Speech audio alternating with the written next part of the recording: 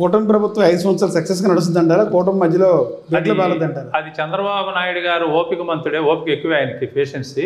ఆయన పేషెన్సీ మీద ఆధారపడి ఉంటుంది. అంటే ఇద్దరి మధ్య మాటల్లో కొంచెం గ్యాప్ వస్తుంది. దానిలో చూసుకుంటే ఎన్ని వచ్చినప్పటికీ పవన్ కళ్యాణ్ గారు ఒక రకంగా మాట్లాడితే చంద్రబాబు గారు మాట్లాడేది ఒక రకంగా మాట్లాడుతున్నారు. కూటమి ధర్మం ప్రకారం నడిచినంతసేపు నిలబడుద్ది.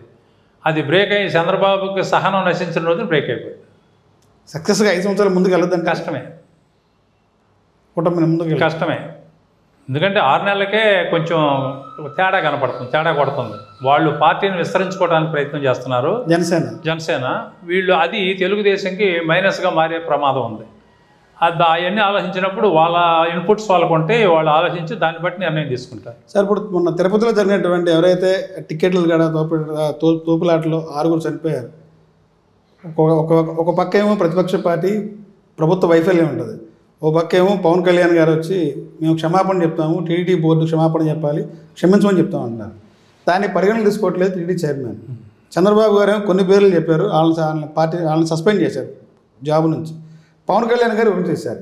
వీళ్ళిద్దరి మధ్య ఉన్నటువంటి అసలు ఈ సఖ్యత గురించి కానీ ఆ సంఘటన గురించి ఏం చెప్తారు? నేను అదే చెప్పాను మీతో. ఇప్పుడు ప్రతి విషయానికి డబుల్ స్టేట్మెంట్లు వస్తున్నాయి. ఒక సీఎం మాట్లాడిన తర్వాత దానికి కౌంటర్గా ఇంకొక మంత్రి మాట్లాడే అవకాశం ఎక్కడ ఉండదు. అది చేయటం కూడా కరెక్ట్ కాదు. అది ఇప్పుడు తిరుపతిలో జరిగింది ఘోరమే, జరగకూడదు, చాలా దుర్మార్గం, దౌర్భాగ్యం, బాధాకరమైన విషయమే. దాన్ని ఎవరు కాదనలేరు. కానీ అది వ్యక్తి తప్పులే కదా, మామూలుగా మానవ తప్పిదమే కదా. అది పోలీస్ అధికారుల, టీటీడీ అధికారుల, ఎవరనేది ఒకరి మీద తొయ్యలేం మనం. అది పోలీసుల పాత్ర ఉండొచ్చు, టీటీ అధికారులు వేలాది టికెట్లు ఒకేసారి అమ్మేసినందుకు టీటీ అధికారులు తప్పు ఉండొచ్చు. వైకుంఠ ఏకాదశి అంటే చాలా మంది భక్తులు ఎక్స్పెక్ట్ చేయాలి. ఎక్స్పెక్ట్ చేసి ఇంకా ముందు జాగ్రత్తలు చర్యలు తీసుకుని ఉంటే ప్రతిసారి ఏదో జరుగుతుందంట.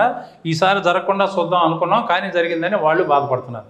ఖచ్చితంగా అది వ్యక్తి మానవ తప్పిదమే. దాంట్లో క్షమాపణ చెప్పినంత మాత్రాన ప్రాణాలు రావు కదా. ప్రభుత్వం వాళ్ళకి అండగా ఉండి, టీటీడీ అండగా ఉండి, ఆ ప్రభుత్వం ఆ 6-7 కుటుంబాలని 42 మంది దాకా బాగా గాయపడ్డారు, వాళ్ళందరినీ కూడా ఆదుకోవాల్సినటువంటి బాధ్యత ఈ ప్రభుత్వం మీద ఉంది. దాంట్లో సందేహం లేదు. సార్, ఎందుకని వైసీపీ పార్టీ కొన్ని ఆరోపణలు చేస్తుంది? కూటమి అధికారంకి వచ్చిన తర్వాత ప్రశ్నిస్తే దాడులు చేస్తున్నారు, అక్రమ కేసులు బనాయిస్తున్నారని చెప్తారు. నిజంగా అక్రమ కేసులు బనాయి ఎక్కడంటే బనాయించింది? వచ్చేది నిండా 6 నెలలు అవ్వలేదు, ఒక్కరిని బయట ఒకరిని లోన్ అయ్యలేదని వాళ్ళందరూ గోల్ చేస్తున్నారు. ఏమైంది, రెడ్ బుక్ లాకర్లో పెట్టారా అని చెప్పి వాళ్ళు గోల్ చేస్తున్నారు. అదంతా పక్క లోకేష్ రెడ్ బుక్ అన్నారు. రెడ్ బుక్ రాజ్యాంగం అని చెప్పి వైసీపీ చెప్పుద్ది. అంబేద్కర్ రాసించిన రాజ్యాంగం నడుస్తుందా, రెడ్ బుక్ రాజ్యాంగం నడుస్తుందా? అంబేద్కర్ రాజ్యాంగం నడుస్తుంది, రెడ్ బుక్ రాజ్యాంగం నడవదు చంద్రబాబు దగ్గర. వాళ్ళు ఏదో తెలియక రాసుకున్నారేమో కానీ చంద్రబాబు అధికారం రాకముందు ఒక రకంగా ఉంటాడు, అధికారం వచ్చిన తర్వాత చట్ట ప్రకారం నడుస్తుంది, చట్టం దాని పని తను చేస్తుంది అంటాడు. వీళ్ళకి మైనస్ ఇదంతా. అది జరగదు, రెడ్ బుక్ రాజ్యాంగం అనేది జరగదు. జగన్ కంగారు పడాల్సిన అవసరం లేదు. లోకేష్ రాసుకున్న జరగదు, నడవదు. పక్క చంద్రబాబు రాజశేఖర్ రెడ్డి మైండ్ సెట్ ఒకటే, నాకు తెలుసు కదా. ఖచ్చితంగా జరగదు. అధికారంలోకి రావడం కోసం 100 చెప్పాడు, సూపర్ 6 అని ఎన్నో చెప్పాడు. అవి అమలు అవుతాయి అంటారా? డబ్బులు లేవని నిన్నే చెప్తున్నాడుగా. డబ్బు లేదు, అప్పు చేయాలి. ఫ్రీ బస్సు, మహిళలకు ఉచిత బస్సు ప్రయాణం, కొన్ని చిన్నవి ఉండే చేయొచ్చు, కానీ అవి కూడా చేయట్లేకపోతున్నాడు. ధైర్యం చాలట్లా. ఈ 5 సంవత్సరాల్లో అమరావతి ఏమన్నా నిర్మాణం జరుగుతాయి అంటారా? అసలు అమరావతి ఉద్యమం కోసం అనేక పెద్ద ఉద్యమం జరిగింది, జరుగుతాయి. కానీ సీఎం గారు ఒక అమరావతి పోలవరమే ఎజెండాగా పెట్టుకోకూడదు. ఒక రాజధాని అనేది మీ గవర్నమెంట్ కావాల్సిన వరకు ఇన్ఫ్రాస్ట్రక్చర్ మీరు అరేంజ్ చేసుకుని వదిలేస్తే ప్రైవేట్ వాళ్ళు కావాలంటే కొనుక్కొని కట్టుకుంటారండి. మీరు నగరాన్ని నిర్మించడం ఏంటి? మీరు నిర్మించకూడదు. మీరు ఒక సీఎంగా మీకు ఏం కావాలి? అసెంబ్లీ కావాలి, హైకోర్టు కావాలి, సెక్రటరేట్ కావాలి, హెచ్డిఓలు ఆఫీసులు కావాలని పెట్టండి, తప్పులేదు. అంతవరకు చేయండి. 10,000 కోట్లు పెట్టారు, ఇంకో 10 పెట్టండి, అంతవరకు అయిపోతుంది. మీరు వదిలేసేయండి. ఇక ఎవరు కావాలంటే వాళ్ళు పక్కన కొనుక్కొని డెవలప్ చేసుకుంటారు. పోలవరం కట్టండి, పోలవరం కడితే అది సంజీవిని రాష్ట్రానికి. స్టీల్ ప్లాంట్ ప్రైవేటే అవ్వకుండా చూడండి, వైజాగ్ స్టీల్ ప్లాంట్, అది గొప్పతనం అవుతుంది. రైల్వే జోన్ వచ్చేటట్టు చూడండి. కొబ్బరికాయ కొడతాం కాదు, మోడీ కొబ్బరికాయ నమ్మేవాడు ఎవడు లేడు ఇక్కడ.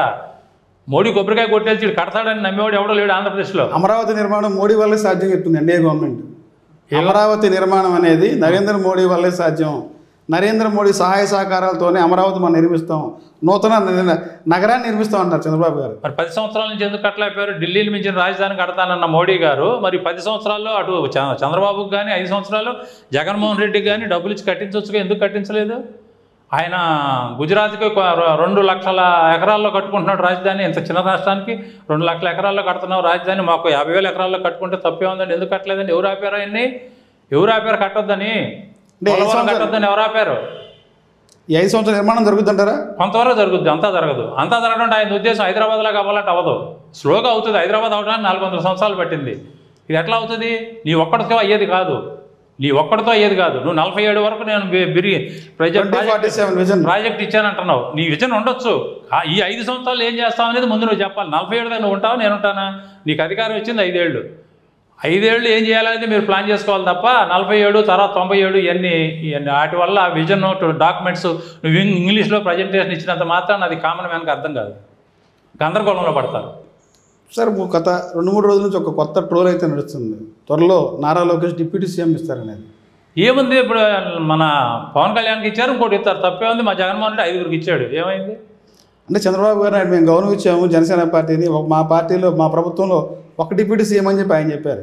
కానీ ఈ రోజున మళ్ళీ కొత్తగా నారా లోకేష్ కూడా డిప్యూటీ సీఎం పదవి ఇస్తారన్నారు. ఏమవుతుంది ఇచ్చినందువల్ల? అదనంగా వచ్చేది ఏముంది? చంద్రబాబు కొడుకే కదా నారా లోకేష్, మంత్రే కదా.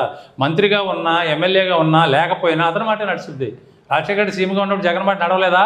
నడవబట్టేగా ఆడు రాష్ట్రాన్ని లూటీ చేసేసింది. కాబట్టి దాని గురించి మనం ఎక్కువగా ఎగ్జాగ్రేషన్ ఆలోచించాల్సిన అవసరమే లేదు.